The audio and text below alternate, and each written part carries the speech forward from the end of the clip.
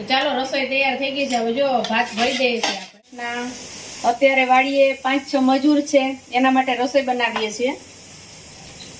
રસોઈ એને ભાત અને શાક અત્યારે બનાવ્યું છે. પહેલે દિવસે રોટલી ને શાક બધું બનાવીને મોકલાવ્યું હતું, તો એ લોકો કેમ ને રોટલી અને શાક નહીં ફાવે.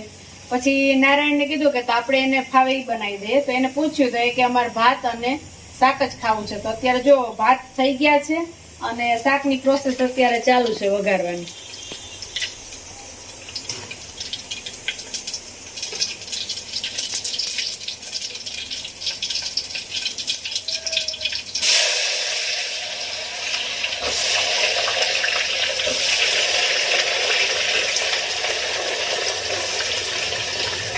કેટલા 5 જણા છે 6 જણા?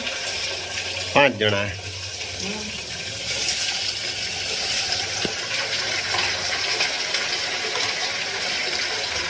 કેટલું કામ બાકી છે વાડીએ?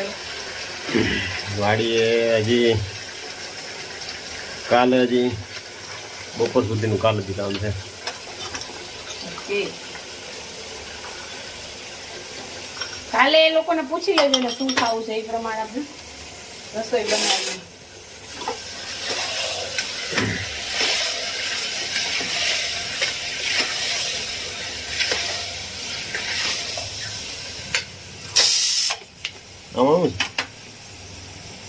ભાત એમાં છે,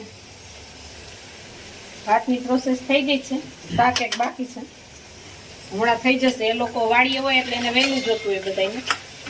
આપણે ઘરે તો લેટ ચાલે.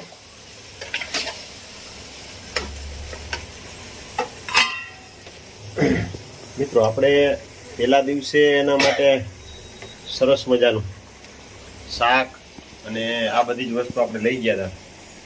તો કેમ કે એ લોકો ઘઉં અને બાજરાનું ઓછું ખાતા હોય, તો એ કે નેણભાઈ કે તમે એમ કરજો ને કે આ ખીચડી ને કા વઘારેલા ભાત ને એ તમને અનુકૂળ આવે. મેં કીધું જે અનુકૂળ આવે એમ હોય ને એ કરી દે. તો ઘણા બધા લોકોને થતા છે કે અત્યારે ટિફિનની ક્યાં સિસ્ટમ છે.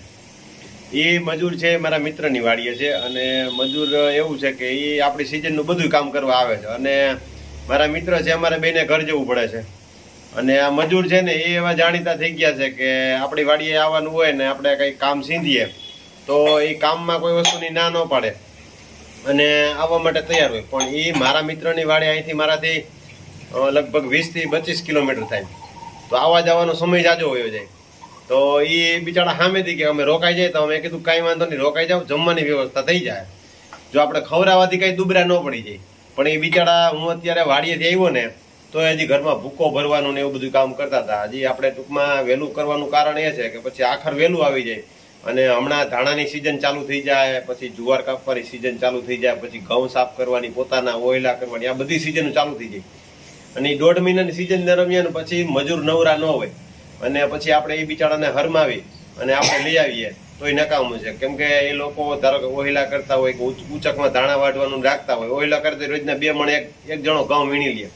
કેમ કે અત્યારે પેલાની ગોયણે ચોકસાઈથી ગરદણી કે ભાગ્યાવાળા કોઈ ફરતો ઘુમરો મારીને કે રીતે કંઈ ભેગું નથી કરતા, એટલે વાંધો ન આવે. પછી બીજા નંબરમાં અત્યારે ભૂંડનો ત્રાસ, રોજનો ત્રાસ, એના કારણે તેને કેળિયુંની બધી વધારે હોય એટલે એમ વીણી લે. તો એ બિચારાનું 700, 800, 1000 રૂપિયા રોજ પડી જતો હોય ને આપણે 300, 350, 400 રૂપિયામાં આપણે એને લઈ આવીએ તો શું થાય? બિચારા ના ન પાડી શકે. પણ આપણે એ ન કરાય. એટલે અત્યારે નવરી સિઝન હતી, નવરા હતા, એટલે મેં કીધું આપણે આ કામ કરાવી લઈએ. અમે ગોડાઉનમાં ભરવાનો હતો એટલે મેં ગોડાઉનમાં ભરી દઈ. તો જમવાનું કાલે લઈ ગયો તો એ કે નેણભાઈ કે રોટલી ને નથી મજા આવતી. મેં કીધું તો રોટલા ને આપણે પ્રોગ્રામ કરી નાખીએ. તો કે ના એ નથી કર્યું, કે ભાત નહીં, કે તમે શાકનું ની વ્યવસ્થા થાય એમ કરી દઉં. મેં કીધું તને મજા આવે એ કરી દઈ. નકર બપોરે જ આપણે ભાત ને જમાડ્યા હતા, તો કે અત્યારે કે તમે ભાત જ લેતા આવજો.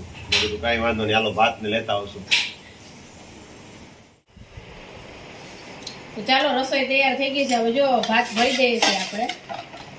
વાડીએ મોકલાવાનું છે અત્યારે બધું.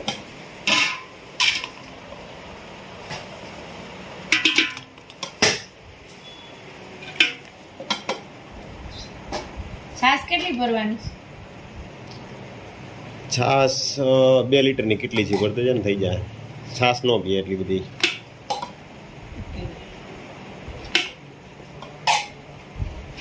એટલે ભાત હોય એટલે કાંઈ ન આવે. ભાત થોડાક વધ્યા રોંઢે ચા ભેગા પાછું ચા ને ભાત ખાધા. કેશવ તારે ભાત ખાવા ને બેટા? કેશવ કઈ બોલતો નથી હો. કેશવ એકવાર જવાબ દે ને મારી દીકરો. એ ગોલું મોલું કેશવ પાયલ રિહાઈ જાય હો બેટા. તારી ગાય પછી કહે કે કેશવ કેમ કઈ બોલ્યો નહીં. કેશવ જો હું ભાત બધે વાડીએ મોકલાઈ દઉં છું તારે નો ખાવા હોય તો. હાલો જો હજી ભાત એટલા બસ હજી નાખી દઉં. નાખી દે નો તમને ખાવા હોય તો રાખ, બીજા જવા ઈ તો ખાઈ જાય. કેશવ માટે થોડાક રાખી દો. કેશવ ભાત ખાય છે, બાકી કુશને તો ભાત ભાવતાય નથી. કુશ રાખવા તાર માટે ભાત. તો તારે શાક રોટી ખાવું કે ભાત જ ખાવા છે? કેશવ હવે તો કેમ કેટલા રાખું બેટા? વાટકો આખો ભરીને રાખું ને. હાલો ભાત નું થઈ ગયું, શાક ભરી દઉં છું. આજે કામ જાજુ છે, હજી દૂધ ગરમ કરવાના બાકી છે. રસોઈમાં થોડોક ટાઈમ જોઈએ વધારે.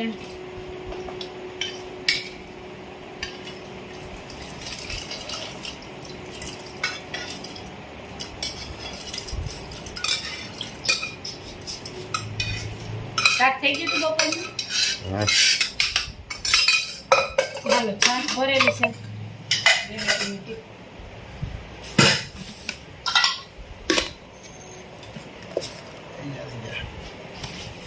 હાલો હવે તમે વાડીએ જાઓ અને દઈ આવો. તમારે કઈ અત્યારે દૂધ પીવાનું? મંગળવાર આવી આવે સારું. ચાલો તો આપણે આવતીકાલે નવા બ્લોગમાં મળીએ. જય શ્રી કૃષ્ણ.